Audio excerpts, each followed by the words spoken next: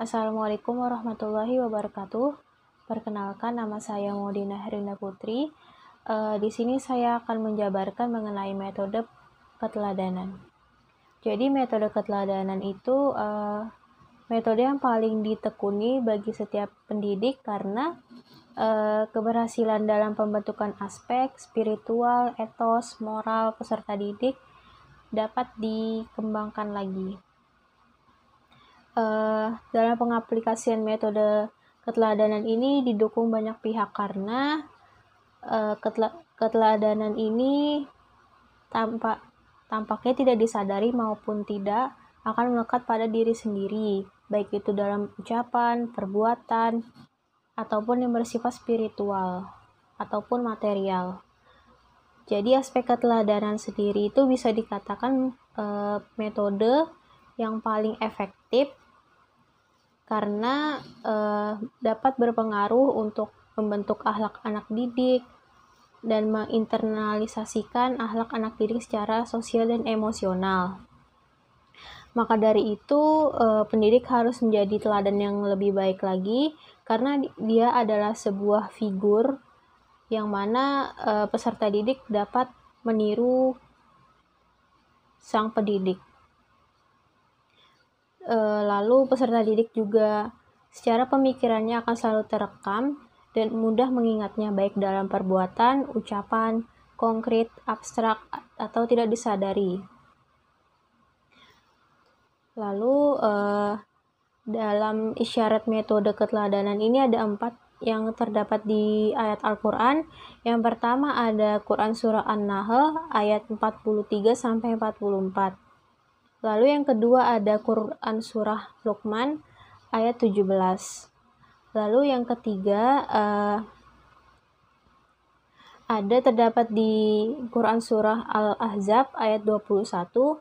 Dan yang terakhir ada di Quran Surah Al-Mumtahanah ayat 4. Jadi keempat ini sangat sudah terekam sendiri di kehidupan masa lalu.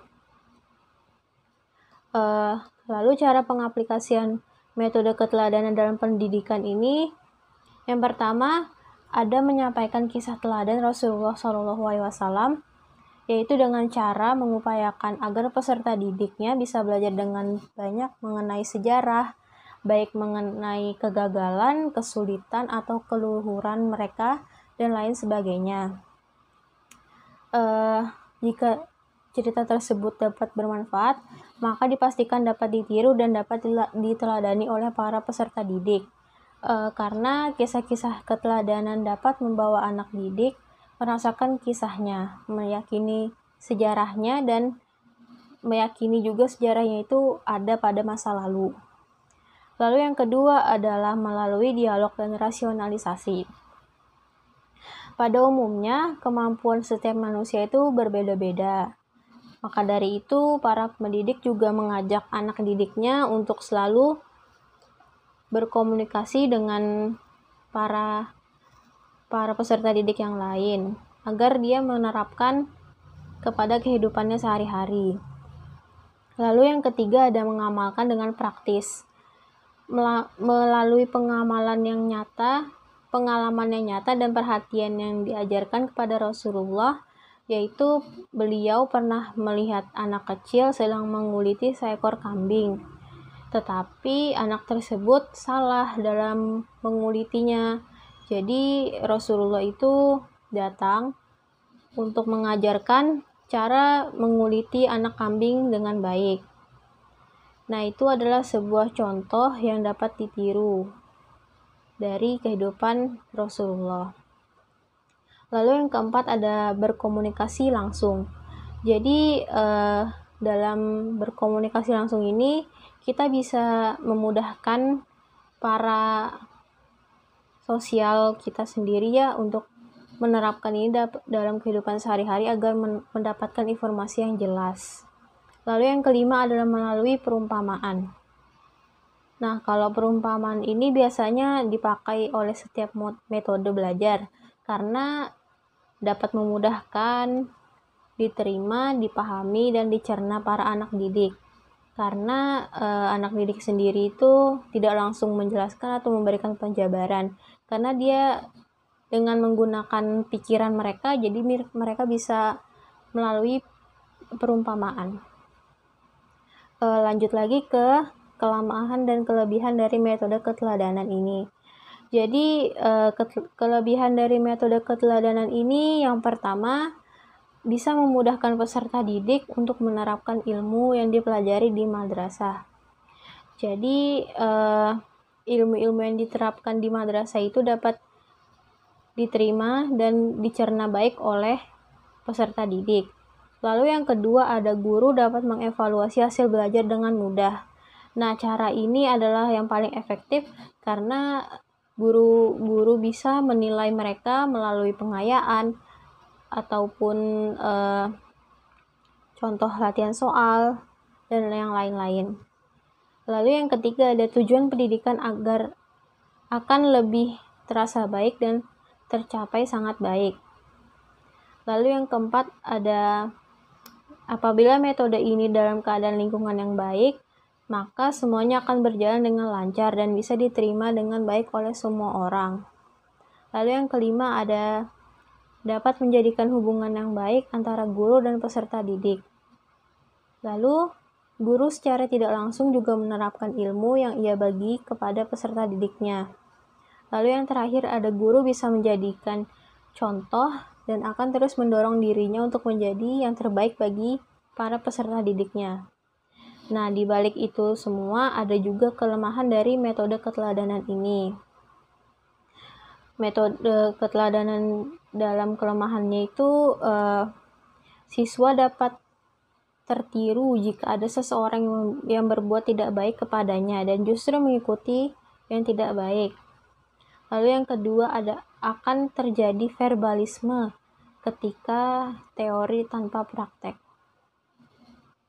Mungkin sekian itu saja. Assalamualaikum warahmatullahi wabarakatuh. Bismillahirrahmanirrahim. Perkenalkan, nama saya Siti Aisyah. Saya akan membahas materi yang kedua, yaitu metode nasihat. Yang pertama, pengertian metode nasihat. Kata metode berasal dari bahasa Yunani, yaitu meta dan hodos. Meta yang berarti melalui dan hodos berarti jalan atau cara. Secara istilah, menurut Umar Muhammad, mendefinisikan bahwa metode mengajar bermakna segala kegiatan guru yang terarah dalam rangka memantapkan mata pelajaran yang diajarkannya, serta memantau perkembangan muridnya. Kata nasihat berasal dari bahasa Arab, yaitu nashah, yang artinya murni dan bersih dari segala kotoran. Imam Ibnu Rajab rahimahumullah menukil ucapan Imam Khattabi rahimahumullah bahwa nasihat adalah suatu kata untuk menerangkan satu pengertian, yaitu keinginan kebaikan bagi yang dinasehati. Maksudnya, nasihat itu seperti tiang serta tonggak bagi seseorang. Apabila seseorang tidak diiringi dengan adanya suatu nasihat dalam hidupnya, maka seseorang itu tidak memiliki arah dan tujuan hidupnya. Sehingga metode nasihat ini sangat penting dalam kegiatan proses belajar mengajar untuk seorang guru. Bukan hanya dari segi pendidikan saja, tapi dari segi semuanya, baik itu dari lingkungan, keluarga, dan lingkungan masyarakat.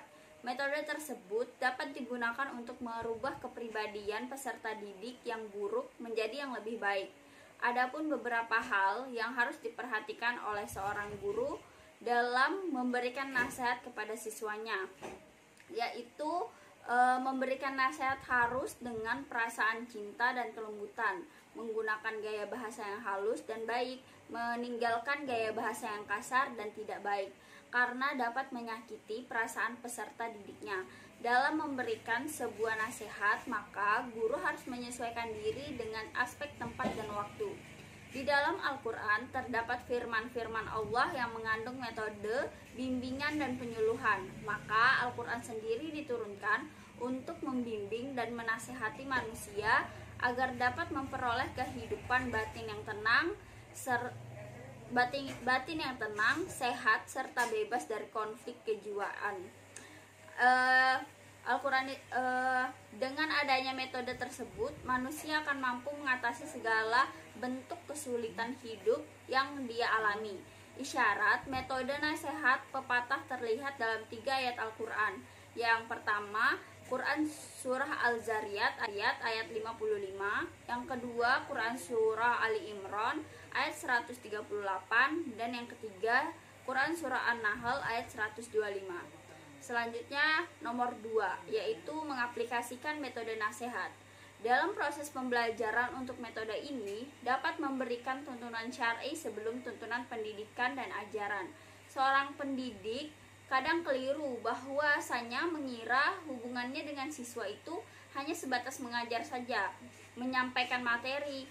Padahal guru pun harus memperhatikan cara penyampaian nasihat dan menyesuaikan dengan situasi dan kondisi.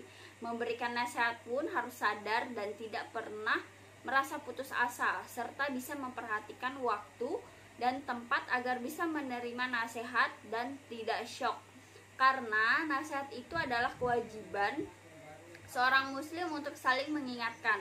Bahkan dengan metode nasihat ini bisa membuat pendidik mempunyai kesempatan luas dalam mengarahkan semua peserta didik dalam semua hal.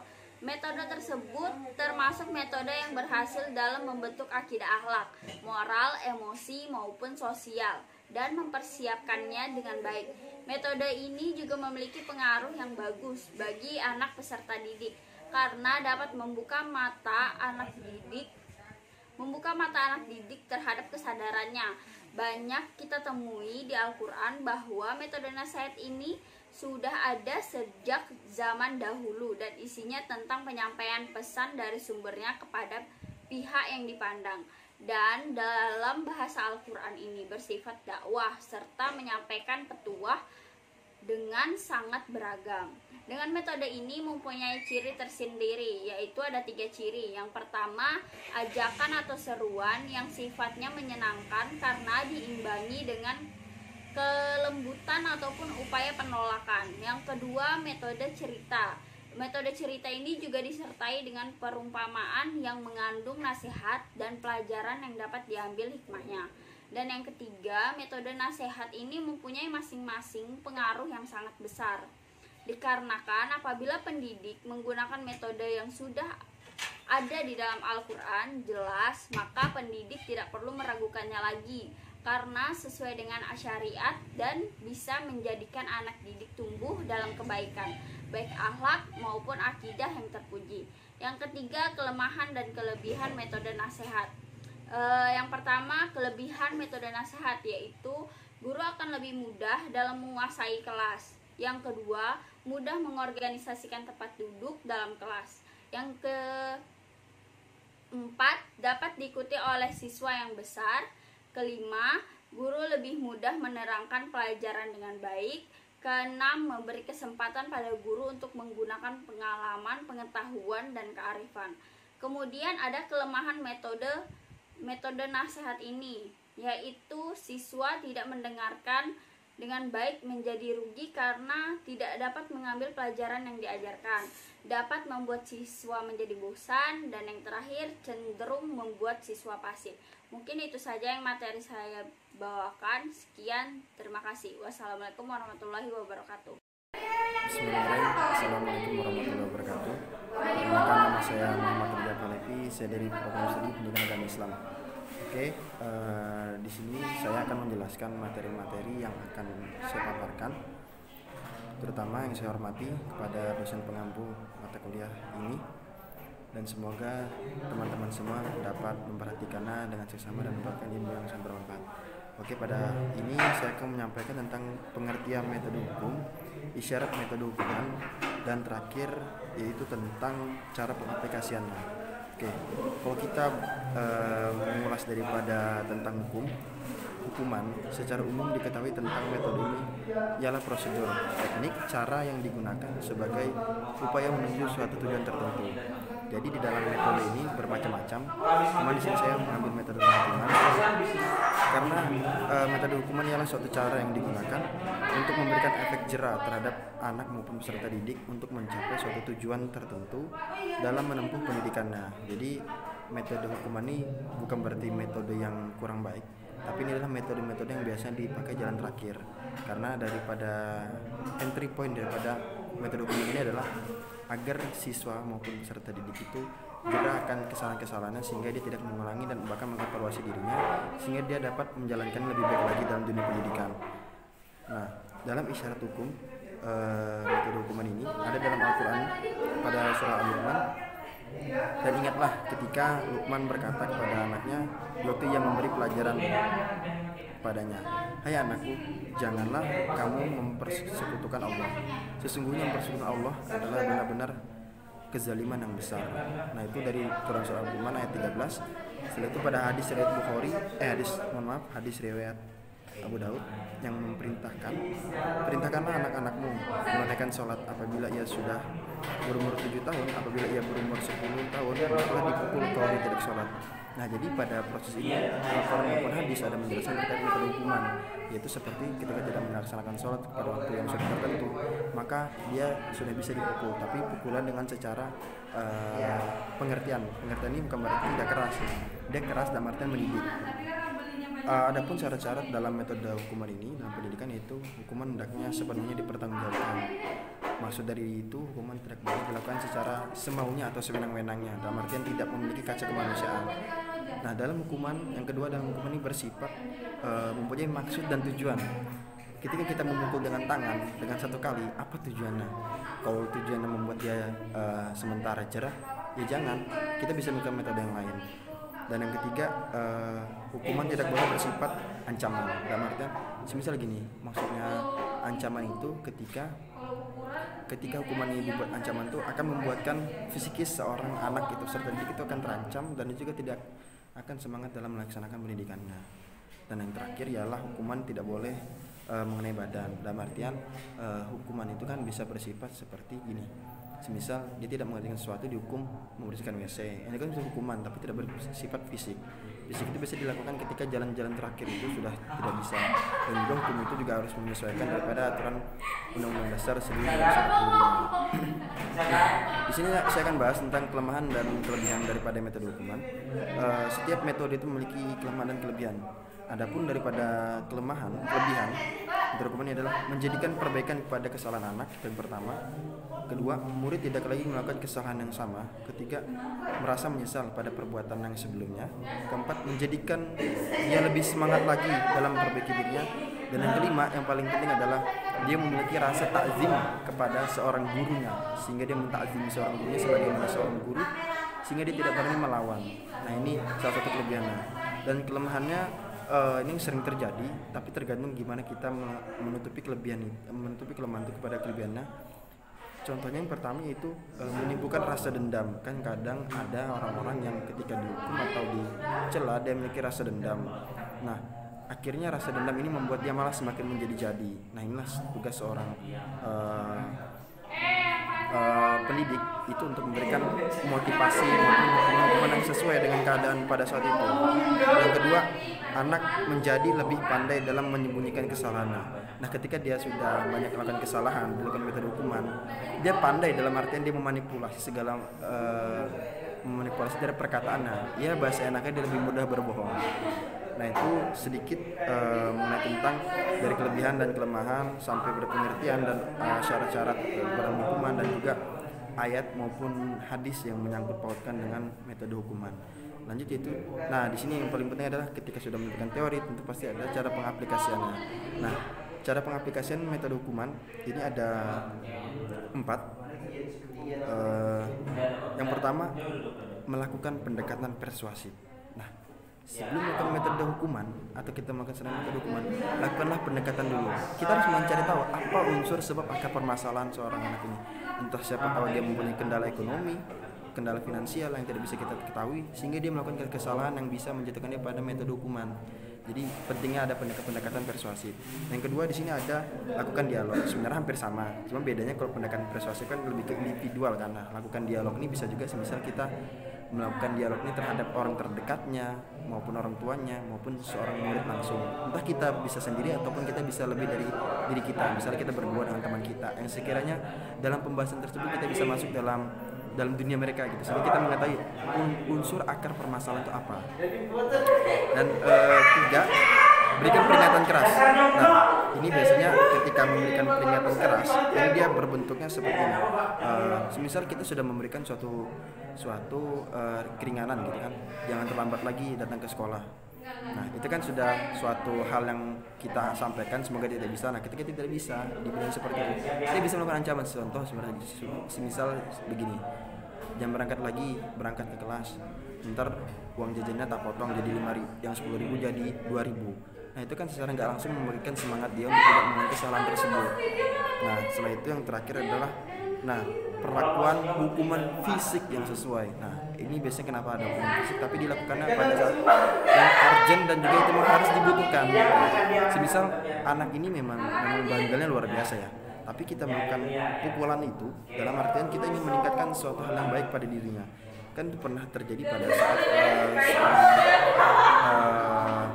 raja di Osmania, kerajaan Utsmani pada masa itu Sultan Al-Fatih, kalau kawan-kawan tahu dalam buku sejarahnya itu kan beliau itu pernah menjadi seorang murid, dan beliau itu sangat menentang seorang gurunya karena beliau kan anak sultan. Jadi yang dilakukan gurunya adalah memberikan pukulan sekali. Ketika dia diberi pukulan sekali, dia langsung gemetar. Kenapa dia gemetar? Karena dia memiliki suatu hal yang berbeda. Maksudnya dia ini seorang anak sultan, kok ada orang berani menghantam dia gitu, sehingga adalah rasa kekhawatiran dalam dirinya. Oh, ternyata di atas langit masih ada langit, di bawah tanah masih ada bawah tanah. Jadi sehingga ketika ada peringatan ataupun setelah peringatan keras, setelah itu ada perilaku fisik. Nah, tapi perilaku fisik ini ditandai dengan tidak berlebihan dan tidak melakukan sewenang-wenangnya. Maksudnya kita memukul bukan atas nama kebencian, tapi atas nama didikan. Karena beda ketika seorang guru memukul muridnya itu pasti mempunyai suatu tujuan. Tujuannya apa sih? Nah, kalau orang yang semena-mena itu kan kayak mukul sembarangan, ditampar, disekap atau segala macam, itu kan sembarangan, melangkahi atau menyeleweng daripada undang-undang. Ketika memukulnya dengan sewajarnya, misalnya sekali, sudah oke. Ketika dia sudah merasakan efeknya dan dia merasakan suatu perubahan dalam dirinya, nah itu kan berarti metode hukuman ini jelas berhasil. Nah, jadi tapi ditandai kawan-kawan, metode hukuman yang berbentuk ini biasanya terakhir ketika peserta didik maupun siswa itu sudah terlalu bahasa enaknya seperti ini, sudah terlalu tidak bisa dibilangi lagi, atau bahasa kawan-kawan misalnya bebal lah, itu bahasa lokal atau bahasa mana, bahasa gaulnya saya sering dengar gitu, susah dibilangnya intinya. Nah, mungkin itu kawan-kawan terkait daripada metode hukuman. Mohon maaf jika ada kekurangan dalam penyampaian saya, dan mohon maaf ada keributan karena posisinya juga saya sedang lagi di dalam suatu kegiatan yang dimana ini meningkatkan kualitas diri kita, kualitas diri saya pribadi, dan untuk menunjang masa depan yang lebih baik lagi, mempersiapkan diri saya menghadapi ibu kota ke depan. Mungkin itu saja, sekian dari saya. Inilah kami Indonesia, satu barisan dan satu cita, tangan terkepal dalam menjaga. Wassalamualaikum warahmatullahi wabarakatuh.